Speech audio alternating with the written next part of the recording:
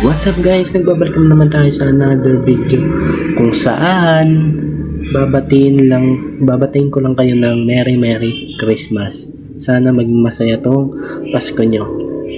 Ngayon ay December 25, 2025. So, nagpapasalamat lang ako sa mga nagbigay ng gift, mga sumusuporta sa akin, mga randoms, mga haters o ano man yan. Maraming salamat guys sa pagsuporta sa akin. At gusto ko lang mag-share sa inyo ng something. Kasi guys, parang ewan ko kung nararamdaman nyo rin to.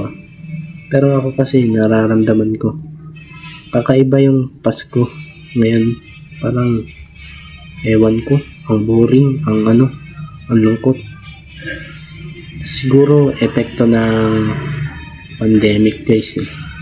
Tapos dumagdag pa yung epekto pa sa akin yung pagkawala ng tatay ko. Yun, dagdag pa yun. Grabing kalungkutan yung tumama sa akin nun. Lalo na't bata pa ako nun. Grabe. Pero guys, past is past. Wala na yan. Tanggap ko na guys. Nawala na yung tatay ko.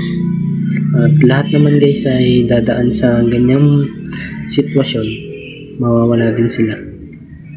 So, gusto ko lang magpasalamat guys dahil wala yung tatay ko pero nandiyan kayo mga sumusuporta sa akin. Kaya maraming salamat talaga sa inyo. Mahal na mahal ko kayo. So, yun lang guys. Nagpasalamat lang ako at nag-share lang ako ng konting nararamdaman ko para gumaan yung pakiramdam ko. So, yun lang guys. Maraming salamat sa panonood. At kaya pakikinig kasi kamay ko lang naman to yung pinapanood nyo. Pero nakikinig. Maraming salamat sa pakikinig. Kita-kits na tayo sa another video. I love you all. God bless you all. Bye-bye. Subscribe.